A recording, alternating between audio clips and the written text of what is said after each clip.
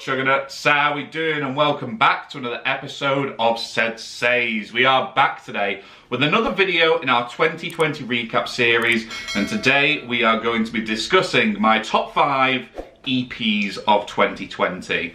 Now, loads of people within the music industry, year in, year out, compile their top 20 albums of the year list. It's something that I personally love doing.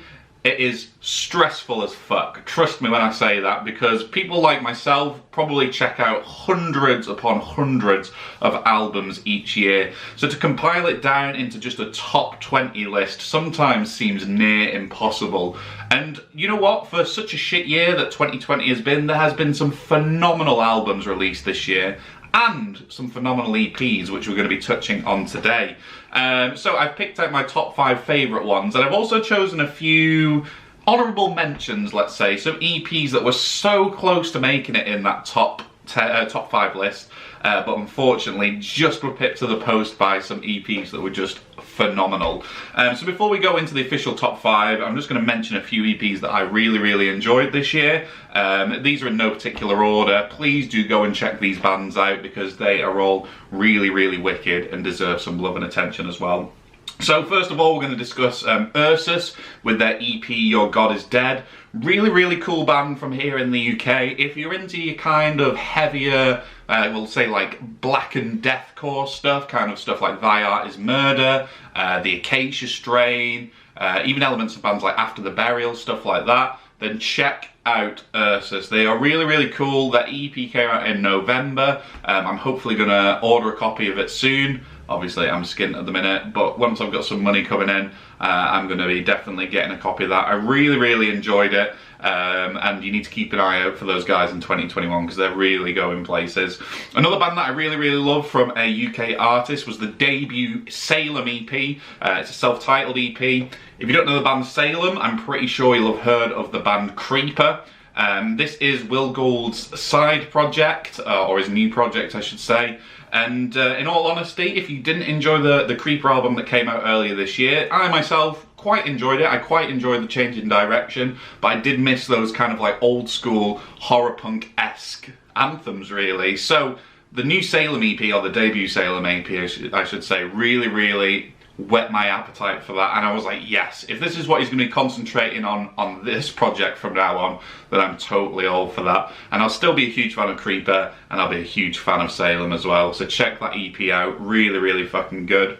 We're going to do another UK band actually, because you've got to represent your home country. Fucking Malevolence, man. 2020 has kind of been the year where I've really got into kind of like my beatdown and my hardcore, and I've been well aware of Malevolence over the years. I've played in bands over the years that have covered Malevolence stuff, but I've never really, gelled's the wrong word, I've never really got the hype about them.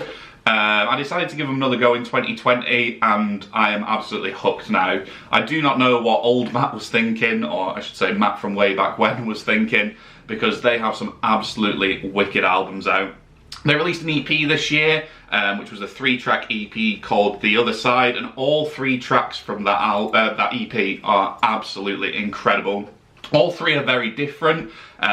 You've got Remain Unbeaten, you've got The Other Side, which is kind of a bit more slower and sludgier, a lot more melodic than some of their other stuff, and then Keep Your Distance, which is just an absolute anthem that features the singer from Knocked Loose in it as well. Really cool EP. Get on that. Like I said, it's only 3 tracks, and it totals it's about 10 minutes long, but it'll be like the best 10 minutes you've ever had, trust me. We're going to also talk about one of my personal favourite bands, a band that I mentioned in my live albums and live streams video the other day. This technically is a live EP, but they've done something a bit different with this one, and I was so close to including this in the live streams and live albums of 2020 video we did the other day, but I'm going to mention it now instead, and it's Ice Nine Kills with their EP Undead and Unplugged live from the Overlook Hotel. Now this was kind of a an acoustic show they did at the Overlook Hotel, which is the hotel from the movie The Shining. And they did acoustic covers of some of their songs from their latest albums. They did Savages, Thank God It's Friday, A Grave Mistake, Love Bites, and oh, of course, Enjoy Your Sleigh, which is the song about The Shining itself. It was really, really cool to hear those songs in a kind of acoustic style, and in all honesty, I really, really hope we get more acoustic material from Ice Nine Kills in the future, because I really, really loved it. Finally, another honourable mention before we get into the official top 5 is a band called Versity, or Varsity, however you want to pronounce it. They are a New York-based post-hardcore band who take a lot of influence from R&B music. Kind of think bands like Issues, and there's elements of like Dance Gavin Dance and Crown the Empire in there. They are really, really good, and I believe their EP only dropped in the middle of December, so it was quite a late addition to this list. In all honesty, I think I added it to this list only a couple of days ago, because that's when I first heard it, and I was like, oh my god, that has made such a huge impact, and it went straight onto that list. So yeah, definitely check that one out, because those guys are really, really cool. Like I said, those are in no particular order, they're just honourable mentions that didn't unfortunately make it into the top 5 list this year. But we're now going to jump on in there and discuss the top 5 EPs of 2020. And if you would like to put your suggestions down below, please put them in the comments section, because I love checking out new music, and if there's anything that I missed off this list, I will certainly go and listen to it. So without further ado, this is SeddzSayz top 5 EPs of 2020. Right then folks, in at the number 5 position in our top 5 EPs of 2020, we're going to be discussing a band that made it onto this list pretty late, to be honest. I only first checked out this EP going back maybe about 2 weeks ago. Yeah, it was just after Christmas actually, either the 27th or the 28th. I was kind of stumbling around online for new bands to check out, and a mate of mine popped up and he was like, you should check these boys out, they're kind of localish to you, based in Sheffield. I reckon you'll really, really dig them. And I mean, I opened up their, I think it was their Bandcamp page, or I opened it up on Spotify and did a bit of research about them. And then when I kind of read what genre and style they did, it was like post-metal, post-black metal, shoegazy kind of stuff. I was like, oh, this is not going to be for me. It really, really isn't. But I always like to give bands a chance at least. I always like to listen to it and then make my mind up. And in all honesty, they blew me away. They really, really fucking did. And they made me think twice about that particular subgenre of heavy music. Of course, I'm talking about Sheffield-based post-metal band Hidden Mothers. Now, this is their debut EP. It's a self-titled EP and contains 3 tracks. The 3 tracks being called Beneath to Earth. The second one is My Own Worth, and the final one is called My Blindness, Your Burden. And all 3 tracks are phenomenal.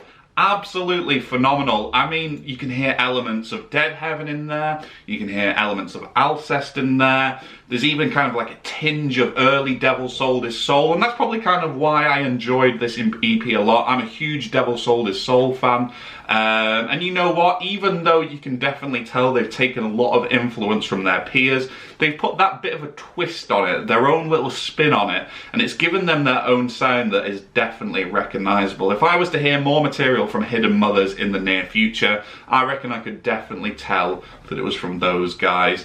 I think the best way to describe this EP is it's a kind of like a full force assault on the senses.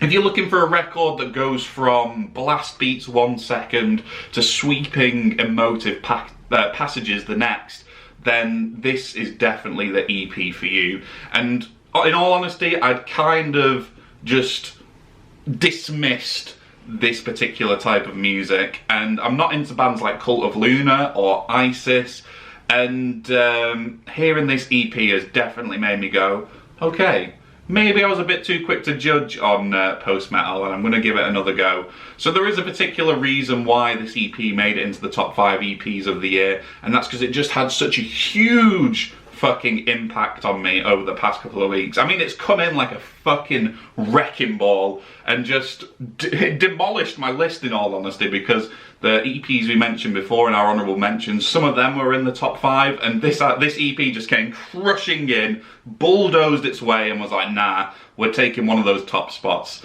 Yeah, it's really, really good. I mean, if I was to recommend a track for you to start with, I would probably start with Beneath to Earth. It is the opener from this particular EP, but any of the 3 tracks are a must listen. You definitely need to get on this one. So well done to Hidden Mothers for making such a huge impact for me in 2020 and kind of reintroducing a particular subgenre of metal that I'd never usually listen to. So then, in at the number 4 position in our top 5 EPs of 2020, we've got another band kind of similar to Hidden Mothers that we only really checked out in the past, I'd say about 6 to 8 weeks. They're a band that I heard about by listening to the Riot Act podcast, like I do all the time. I listen to those guys on the regular. They recommend some wicked stuff on there. And they were talking about this band called Sugar Horse from Bristol, who had released an EP earlier this year called Drugs. And I was like, oh, I've never heard of that band before. I'll go check them out and see what they're all about. And you know what?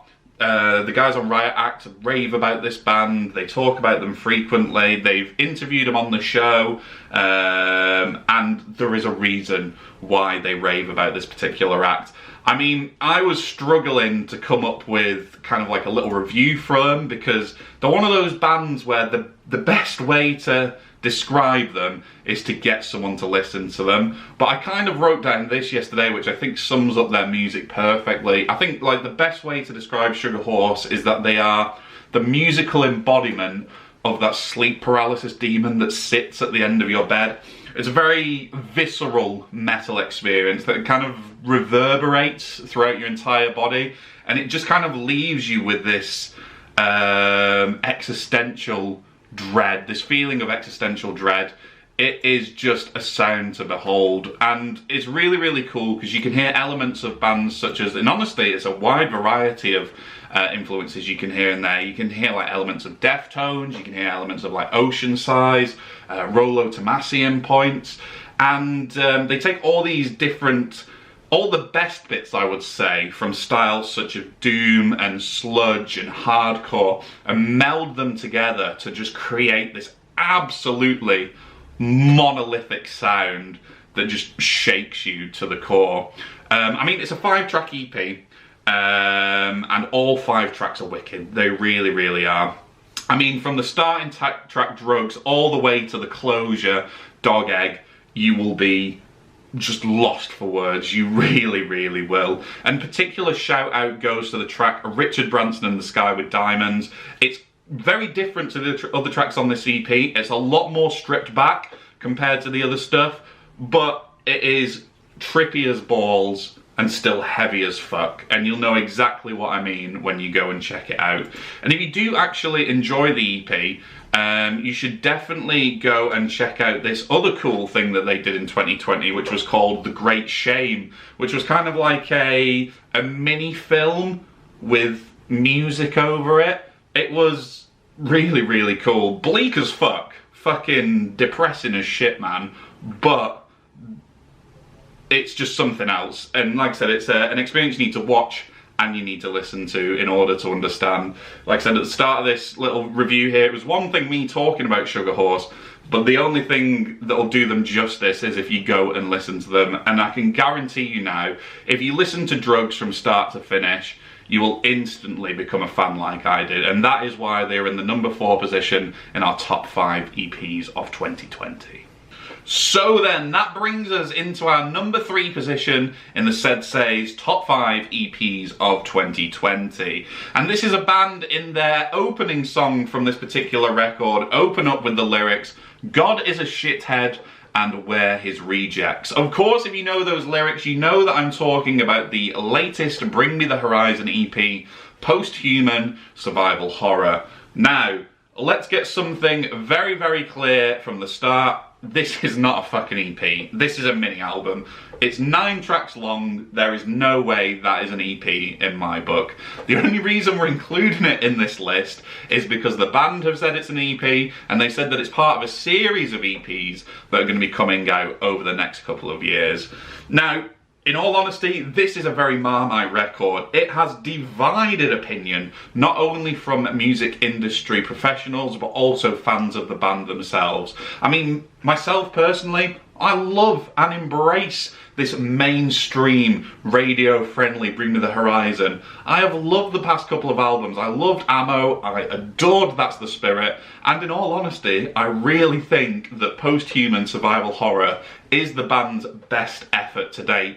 I mean, I'll tell you what, it's 100 times better than that EP we got last year, which was called, like, what then? I've got it in front of me. Music to listen to, dance to, blaze to, praise to, feed to, sleep to, talk to, grind to, trip to, breathe to, help to, hurt to, scroll to, roll to, love to, ... so I presume there's more bullshit after that. 100 times better than that. And you know what? I think the tracks are solid. I think the guest appearances on this record are wicked. They've got the likes of Baby Metal on there. They've got Amy Lee from Evanescence. You know what? I fucking hate Youngblood, but Youngblood slays it on this EP. And they've also got the Nova Twins, who are one of my favourite emerging artists on there, doing some vocal lines in the track One by One as well. It is an absolute all-star cast. And in all honesty, Bring Me The Horizon didn't need any of those names. They could have released that EP with no guest vocals on there, and it still would have been really, really good.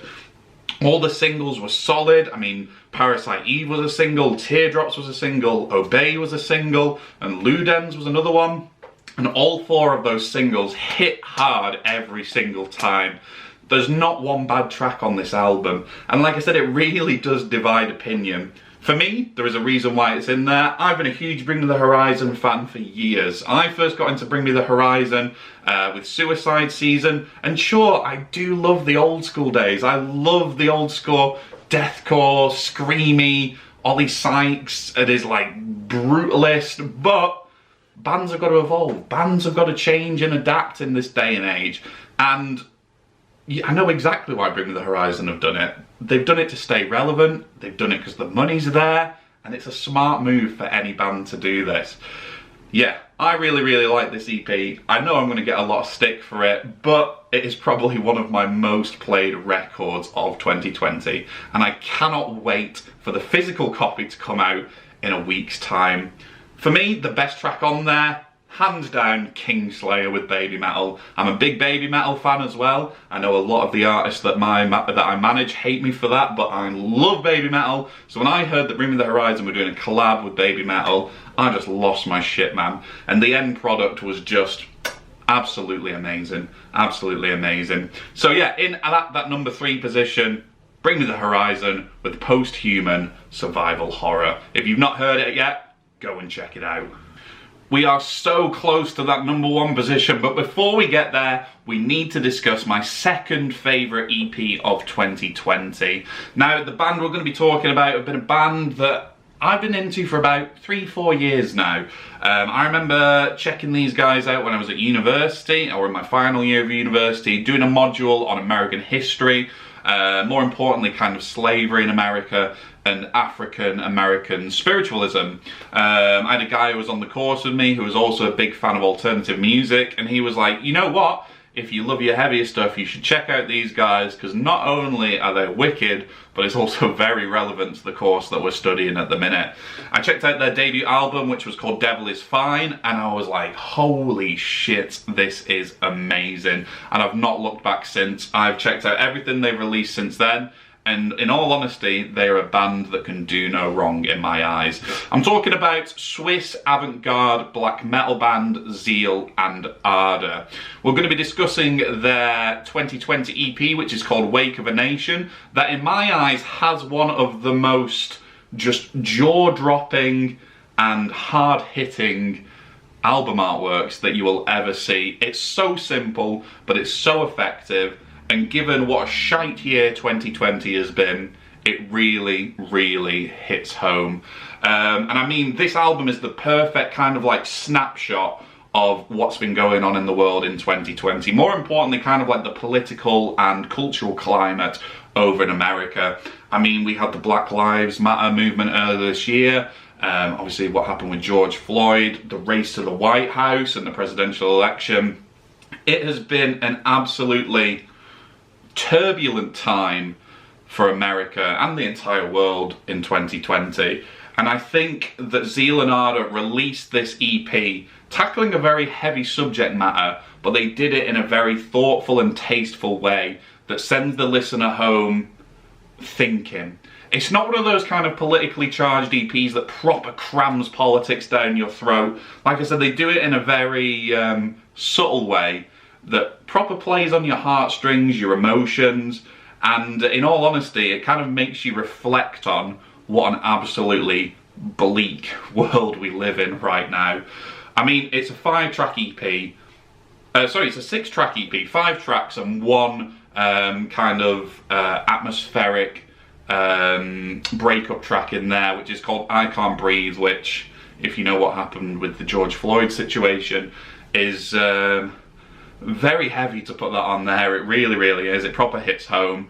And all 5 of the actual full tracks are incredible. I mean, they go from emotive to heavy like that. They really, really do. And there's points in those where they strip it all back. They let the piano shine, they let the percussion shine, they let the vocals shine, and it just is it's not just an EP, it's an experience. As wanky as that sounds, I listen to this EP, I'll get in bed, I'll close my eyes, and I'll just lie there and take it all in. It's one of those kind of records, and trust me, it will leave you just feeling depressed as fuck. It really, really will.